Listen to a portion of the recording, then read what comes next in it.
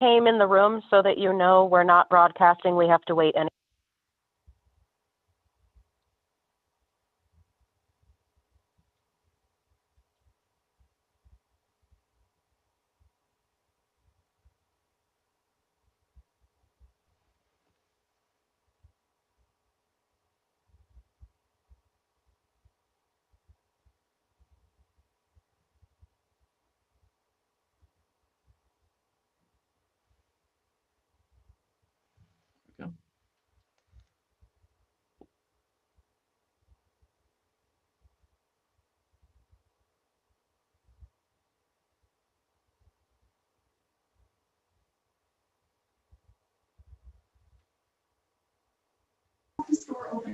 Welcome, Senator President, Searway. I can take my mask off. That'd be great. Thank you. Appreciate Welcome, it. Senator Searway. Your mic is on.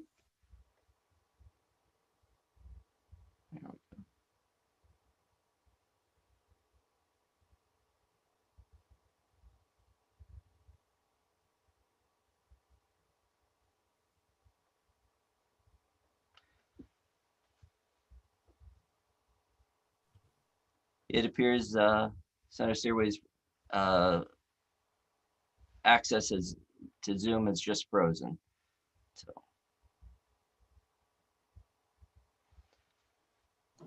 we're working with him to see if he's actually in your office and it's frozen. Okay. He's gonna log out, I guess, and try back.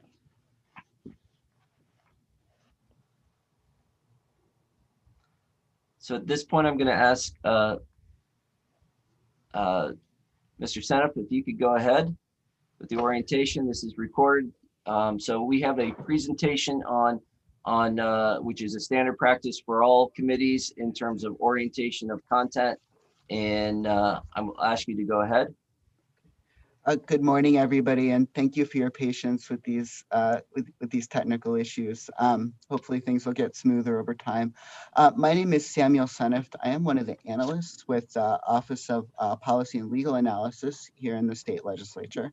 My background, I'm an attorney. I also have a master's degree in public health, and this will be my second time staffing the IDEA committee. So what I'm going to do today is a fairly standard presentation that some of you, if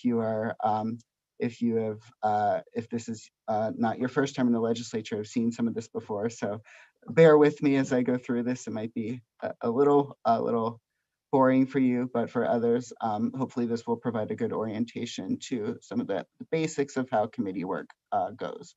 So what I'm going to do now is share my screen. So what I'm going to share actually is the legislative web page for the IDEA committee. So I'm going to go ahead and do that right now.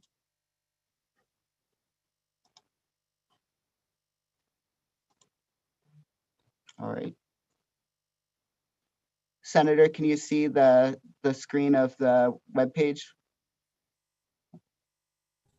I can, yes, you're projecting okay. the screen of the web page. Okay, thank you very much. All right, so what I'm going to start with is a basic overview of OPLA and my office and what we do. Okay. So I'm not going to read through all of these. These will be, if you haven't received them already, you are getting a packet in the mail with printouts of these materials. So I'm just going to go through some of this stuff a little briefly, some stuff a little more in depth. And please feel free to ask questions, and I should note the raised hand function. There are two ways you can raise your hands. One is it depends on the version of Zoom that you have. On the bottom of your screen, you will see a tab called Reactions. If you have a newer version of Zoom, when you click on Reactions, you'll have a hand raise function that will raise a little yellow hand in your box on the window that the chairs will be able to see. If you have an older version of Zoom, you will go to the chat function, and there's three little dots in the right-hand corner. You can click on those three dots in the right-hand corner and raise your hand that way. The chairs will also be able to see you raise your hand in that manner. So those are the two ways you can get the attention of the chairs by virtually raising your hand. So Again, I'm with the Office of Policy and Legal Analysis. We are the staffers for the committees. So our goal is to provide service to each of you as legislators, regardless of your party affiliation. Probably the most important thing I can tell you today is that we are nonpartisan staff. We have no political affiliation in the legislature, and we take no position on any bills that come before us. Our purpose is to provide you with an objective analysis of bills, let you know of any issues in construction with the bill, any policy issues, any legal issues, and to provide you with background on bills. The main document that you will see from us for every bill is called a bill analysis. So when a bill comes before the committee, we will write up a document that goes through the bill, tells you what it's about, gives you some background.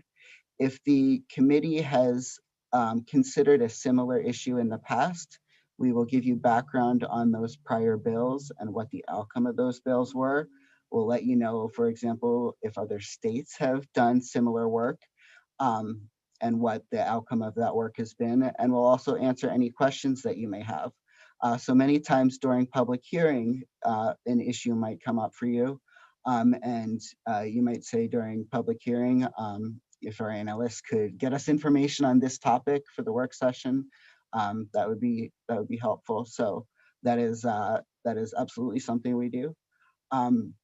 The other major thing that we do is we draft all the committee amendments for bills. So if the committee decides that they would like to see a bill amended in any way, my office will draft that. We also will draft amendments for staff or for legislators individually. So we may be in a position on a bill where we have a majority committee amendment, but we also have minority amendments for multiple legislators. That would not be an unusual situation. So we draft all of those. And in a second, I'll talk about our confidentiality policies, which are the other most important. That's the other most important thing I have to talk about this morning. It might be helpful when you have some time to read through this document in a little more detail. It gives you a little more information on my office, but the point that I really want to get across is that we are here for you. Our job is to assist you in your work on the committee and to provide you with the information and the support that you need to do your job. So I'm going to go back here. I guess you should be able to navigate pretty easily. Just very quickly, this is an FAQ about legislative analysts. It provides you a little more information about what my office does and what services we offer to the legislature. And if you are not sure if we can do something for you, please feel free to just ask. If it's something that I can't do, if it's a partisan activity or something like that, I will let you know, and I will also try to help you find the person who can do what it is that you need. So please don't hesitate to ask. So I want to talk some about confidentiality. So this is extremely important for my office. So we are governed by a very strict confidentiality policy.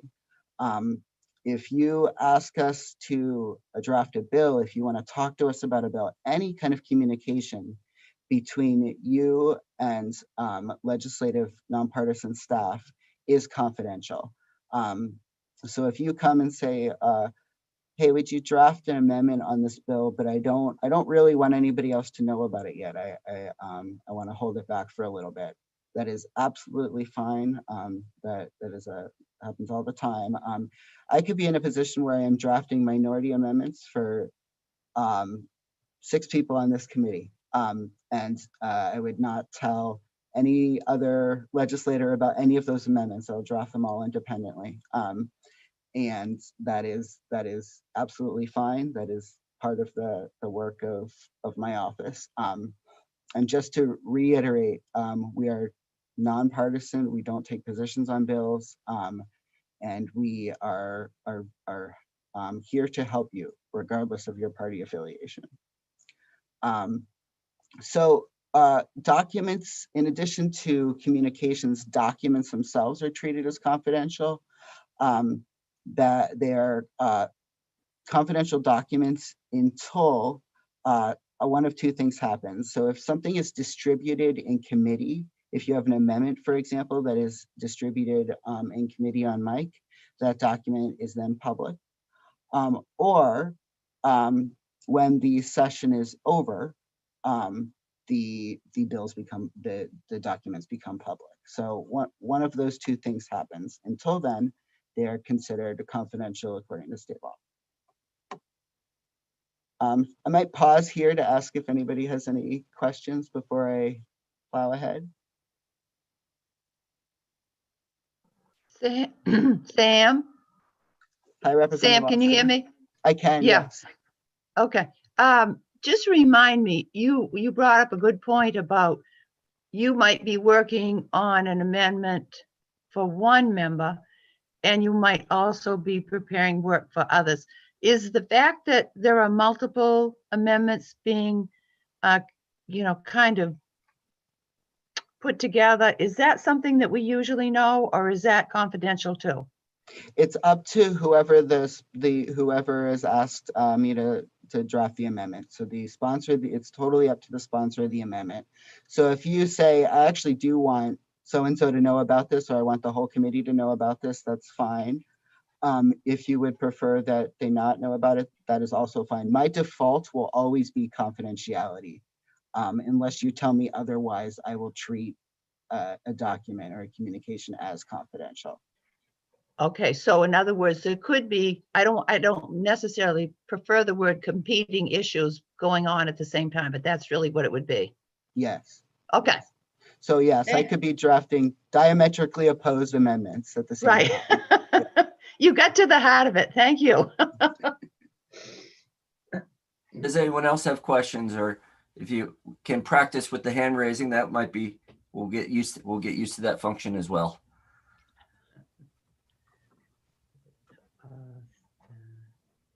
Looks like no other questions. All right. So in a slightly related topic, I want to touch briefly on the freedom of access law. This is something that I could probably talk about for a very long time, but it would I think it suffices to review this sheet and talk very briefly about it.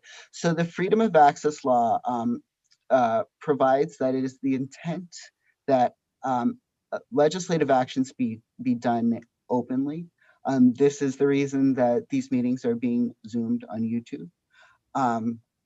So it is a public proceeding is considered to be any group of 3 or more committee members appointed for the purpose of conducting legislative business on behalf of the committee. So this is a little, the Zoom forum in a way makes this a little simpler because you have to plan your meetings in advance. So you kind of, know exactly who's coming to your meetings and when you need to notice those. But the important thing to know is that unless we meet one of the exceptions, which I'll talk about in just a second, a meeting of three or more legislators called for the purpose of conducting committee business needs to be noticed and open to the public. Now, those exceptions, which are also important, joint committees may hold executive sessions to discuss certain matters. There's kind of specific state law about this. There's also, if you want to do this, if you want to hold an executive session, it's worth just having a discussion about it beforehand so we can make sure that the committee is doing it in accordance with the law. There is also, let me go down to this point. So I did want to also point this out, caucuses. So party caucuses are different. You might be thinking to yourself, well, I do meet with my co-party members to talk about certain things, and that is true. That is a party caucus, and those are not considered committee or subcommittee meetings. So if you're meeting with the other members of your party to discuss committee work, that can be considered a party caucus and not subject to those public notice rules. So this is a sheet again that I would recommend that everybody take a read through, because it is quite detailed on the freedom of access laws. And I'm also very happy to answer any individual questions folks have about this, because it can get a little bit complicated. So I am more than happy to have a extended conversation about this with you.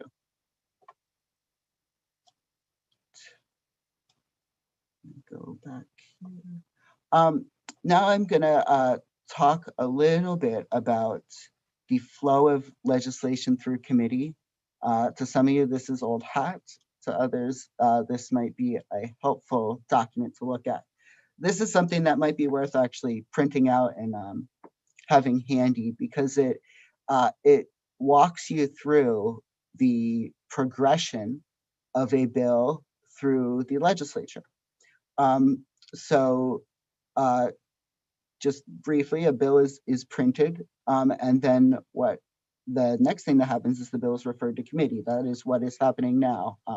The first of bills are being referred to the committee of jurisdiction. Typically the public hearing is scheduled and advertised with few exceptions.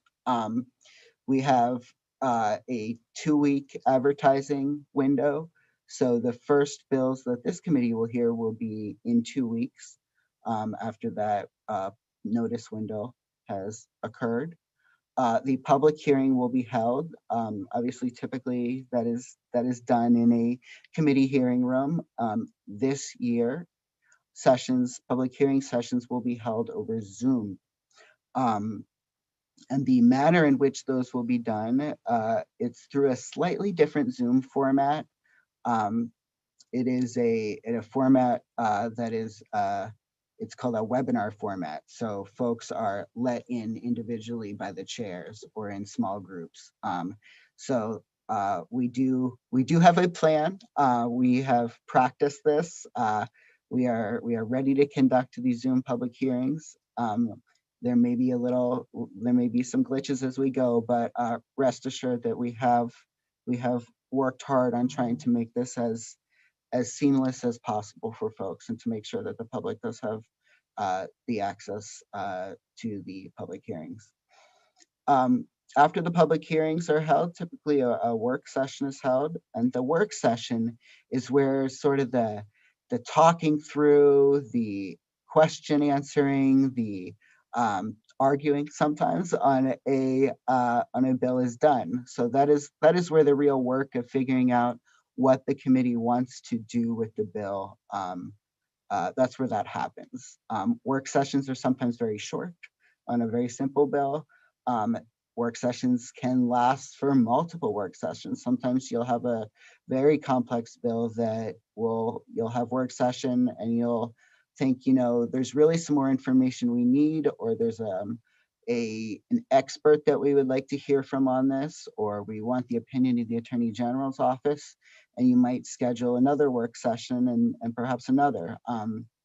You could have a bill that has 3 or 4 work sessions because it is complicated, and that is fine. There's no prohibition to multiple work sessions. When the committee is ready, the committee will vote on the bill. There are 3 typical options on the bill. The first is what we call ONTP, ought not to pass. You will see these acronyms thrown around, so it's good to know what they mean. And that means just that you don't want the bill to pass in any form. Ought to pass means the bill is ought to pass as written with no amendment or no changes whatsoever. And ought to pass as amended, OTPA, means that the bill ought to pass, but we want to make a change to it. I would note that one of the usual things that happens is that a bill will get something called a fiscal note attached to it.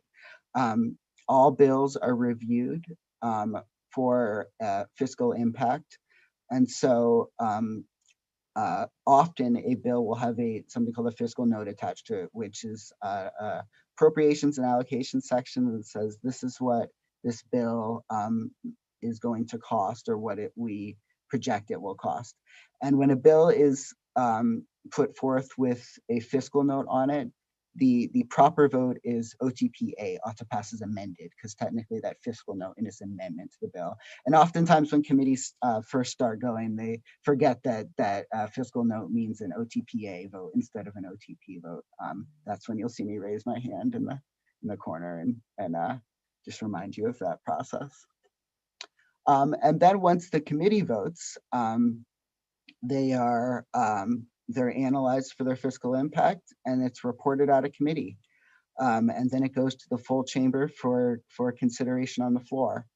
You can always do, once it goes to the floor, it's not the end of it. There's something called a floor amendment. So the bill is amended once it is out of committee and hits the legislative floor. So it's not that there's no changes that can be made after it gets out of committee. But that is the very, very quick version of what happens in the committee process. I did want to, Senator, with your leave, Rachel Tremblay from the Office of OFPR is also with us. She is our fiscal analyst. And I did want to give her a chance to talk about her work, if that's okay with you. Absolutely. Thank you very much. I did not realize she was with us. Otherwise, I would have introduced her.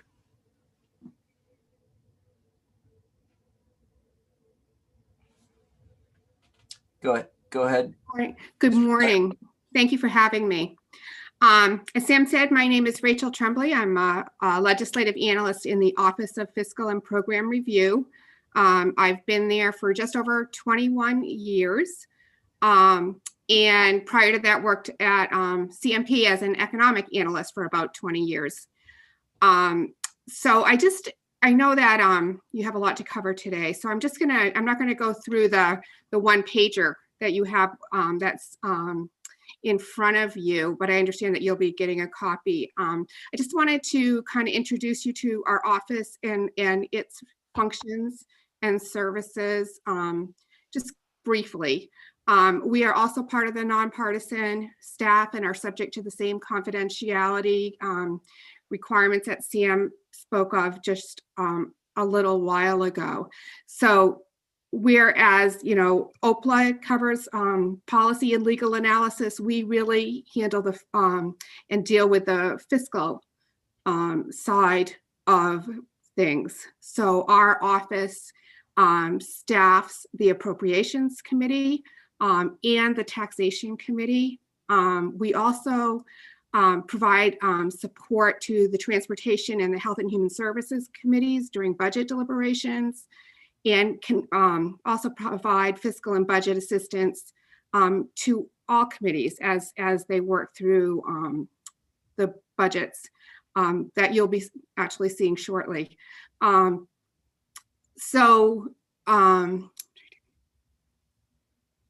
Really, I am here. I do fiscal notes. I do, each of our analysts in our office are assigned to departments and programs that are under the different committees.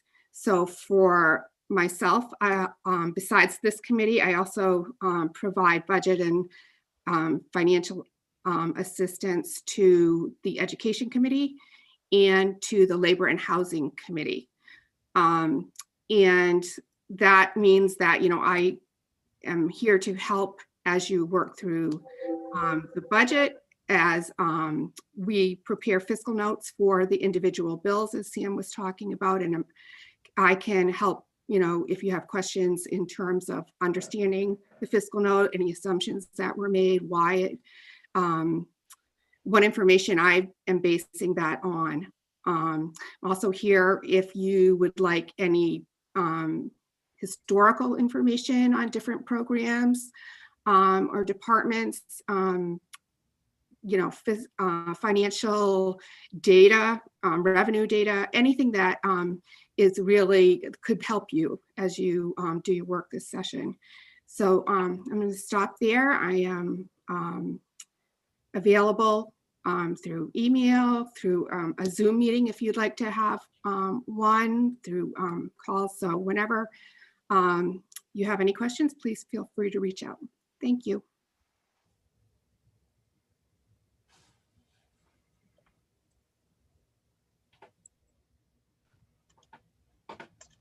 So I did want to, real quick, Rachel had mentioned the committee's role in budget matters. So this is something that will be relevant very shortly as the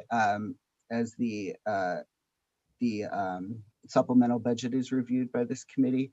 So again, this is a sheet that is probably worth taking a look at, given that the committee will shortly be giving its advice to the Appropriations Committee on the supplemental budget. So the role of a committee of subject matter jurisdiction in the budget is advisory.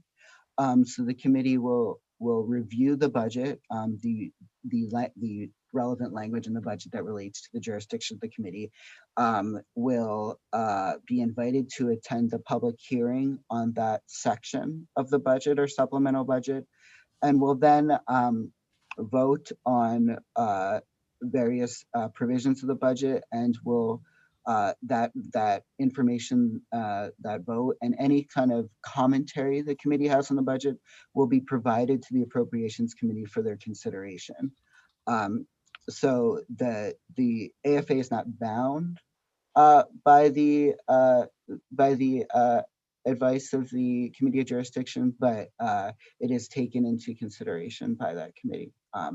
So we will very shortly be engaged in this work for the supplemental budget, and I will be sending along specific information about that process.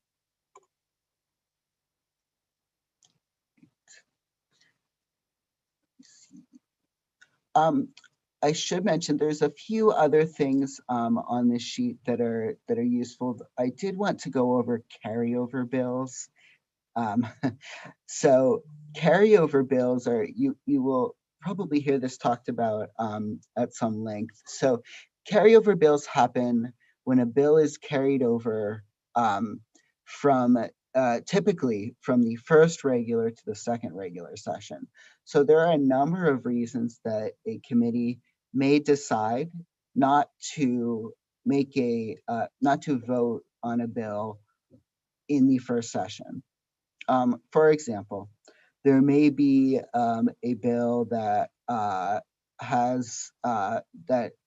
is tied in some way to some litigation that is going on. So there may be a bill that asks the legislature to do something, but that something is very tied to some current litigation, and the committee hears that litigation may be concluded by the second session. So the committee might decide, it makes sense for us to hold this one over, to carry it over until the second session when we know the outcome of that litigation, as the bill might be moved at that point. It may be that the committee is waiting to see what action an executive branch department takes on a specific issue and decides to forego voting on the bill until the committee sees what happens. There are any number of reasons that a committee may decide to carry over a bill, but there's a standard procedure for that, an approval process. This typically happens at the end of the session. So again, this is worth reading over, but it's worth knowing when you hear the term carryover, that is what we are talking about. A little more getting into the weeds, but this is something that legislators generally want to know about. These are called committee bills. So a committee bill is a bill that originates not out of an individual piece of legislation that's sponsored by a legislator, but actually originates in the committee itself, and it is introduced to the legislature by that committee. There are a few ways that that can happen. A joint order that is passed by both chambers can authorize or direct a committee to report on a bill on a designated subject. That's a fairly common process. There might be a provision of law, a public law or resolve that authorizes a committee to report on a bill directly. Or there might be a committee of jurisdiction that is authorized to report out a bill to implement recommendations of a study. That is also not uncommon. So the study may end with a recommendation that the IDEA committee take up legislation on a specific topic. And under Joint Rule 353, that is a pathway for the committee to report out jurisdiction, to report out legislation. So there's a whole process for this, and your head is probably going to be full of a lot of process stuff at this point. So this might be one to come back to when the committee reaches the point where they are thinking about a committee bill. So this will help you understand that process, and of course we are here to help you with that process should the committee wish to do that. Let me see. I did want to just talk very briefly about studies. This is something, again, that you probably will hear a lot about. A study happens when there is a topic that the committee is interested in, but the committee thinks this is something that really requires some in-depth review. This isn't something that the committee can decide on based on the information that we have at hand. So the committee might recommend a study. Typically that is through a bill. And there are two types of studies. There's a legislative study, which is the kind that is generally preferred. That is a study that is undertaken by a group of people that uses legislative resources, and it includes legislators. So those are studies that typically my office would staff. So we would do the research and the writing and help the group doing the study with its work. There's also a non-legislative study, which are not staffed by nonpartisan staff. Typically, they might be an agency study, or there might be a small stakeholder group. In the event that you are looking to create a study, we can certainly talk through what options there are and how to draft something that gets you where you need to go in terms of a study. There's a couple more documents here that go through some more detailed processes. I think I will leave that there. I don't want to go through so many details that it becomes overwhelming. But I'm very happy to answer any questions you have about the services that my staff offers, about any of these topics, or about Zoom meetings and how we are hoping to accomplish the work of the committee that way. Thank you so much, Sandra. Does anyone have questions that they'd like to ask for the Mr. Seneff?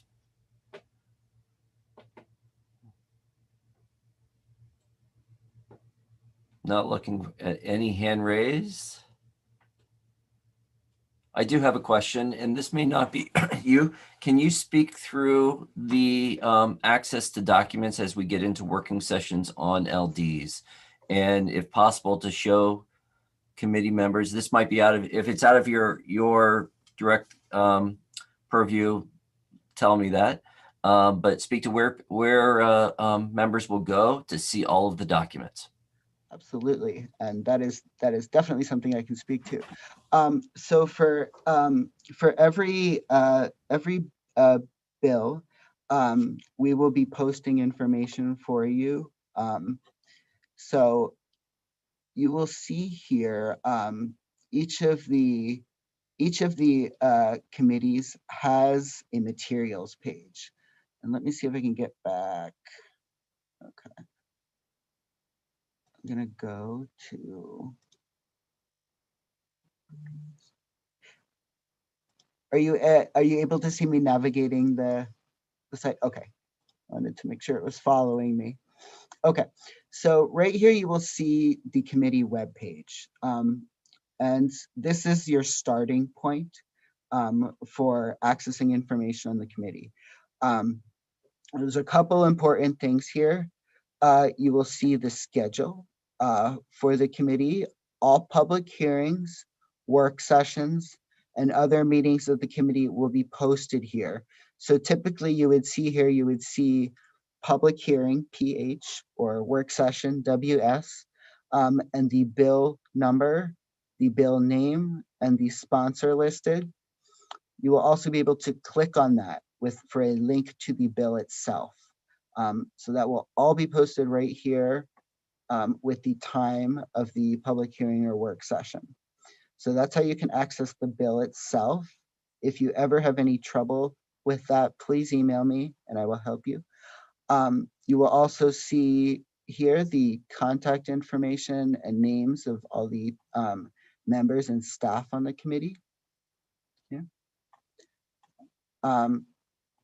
You can also here click for a Word version of the weekly schedule. I know some folks prefer that to be able to print that out to see it. For committee materials, sorry, you're going to go up here. There's a couple important things to see here. There is a link here to the YouTube page. You might have heard some folks are referring to YouTube before. So in addition to Zoom, all of our meetings are publicly broadcast over YouTube. So what YouTube folks will see is basically this screen, this Zoom screen. They will see what you see. So if you would like to view the YouTube feed at any time, you can click on this link here. And that is a link specific to the IDEA Committee. All of the committees have a dedicated YouTube feed. You will also see here a link to submit testimony for any of your constituents if you would like to guide them to the proper place to submit testimony. This is it. You will also see, I would say, for testimony when it comes in, you will see it ideally, hopefully, on this page as well, with each of the bills as they're posted. So that is a public hearing testimony that is submitted electronically. Also, the committee materials page right here, if you click it, this is where we were before. Background materials, my bill analysis for each of the bills will be posted here. So right now we have orientation materials posted. We also have the supplemental budget materials posted. So I have a link here to the two sections of budget, the supplemental budget that pertain to this committee. And we will have a separate section here for bill materials. So again, any bill analysis that I write will be posted here. Any background materials that I would like the committee to have or that anybody submits for the committee, I can post there. So this is going to be the place that you find all of that information. And again, please don't hesitate to ask for help if you're having trouble navigating any of this, and I am more than happy to help you.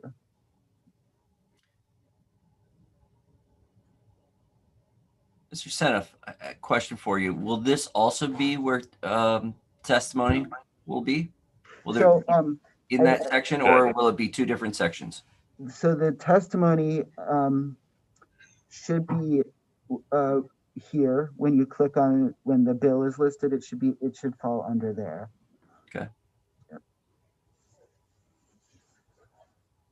Thank you. Senator Seaway has joined you now.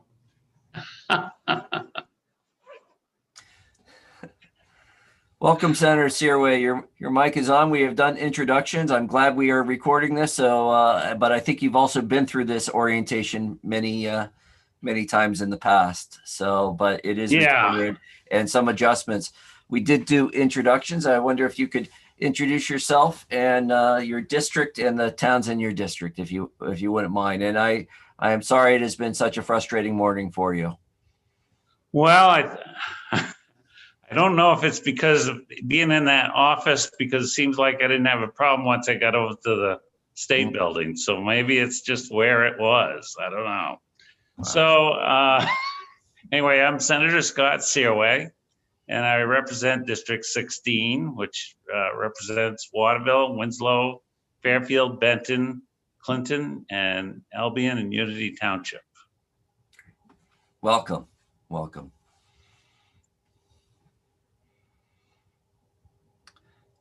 Mr.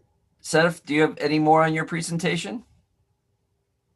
Those are the basics. I am, again, please reach out to me with any questions individually you have, or if you get stuck accessing materials. I expect that we're going to have, we'll have some snafus this session, but part of my job is to smooth those over as quickly and easily as possible. Thank you very much.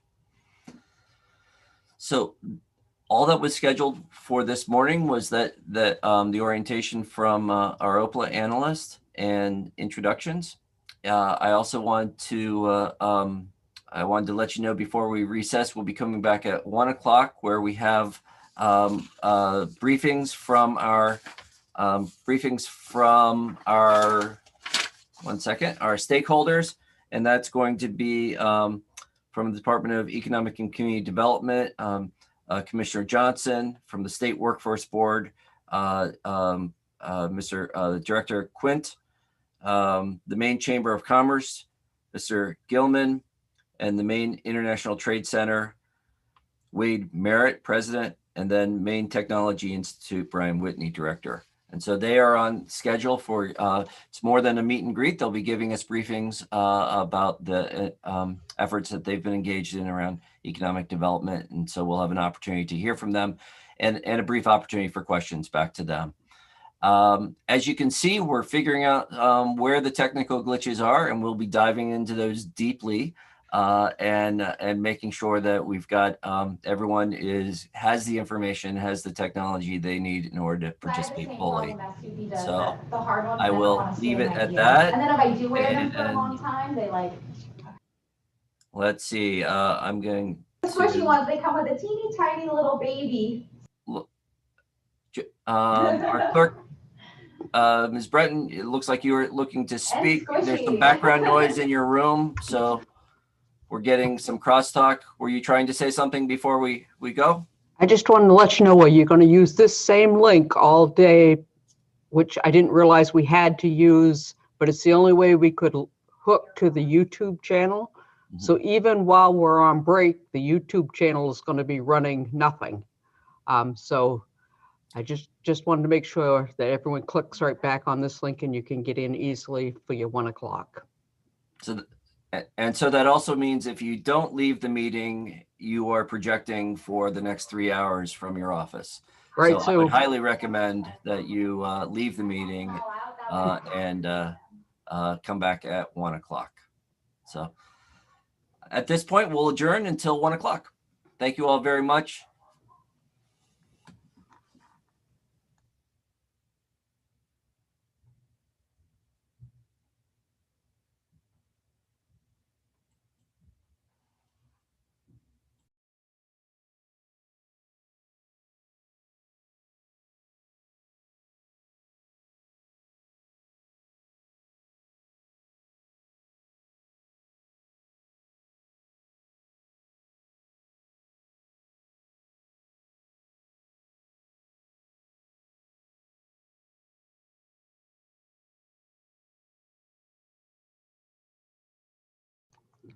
Representative, down at the bottom, you should see a thing that says mute, start video. If you hit the click on start video, it stops the video.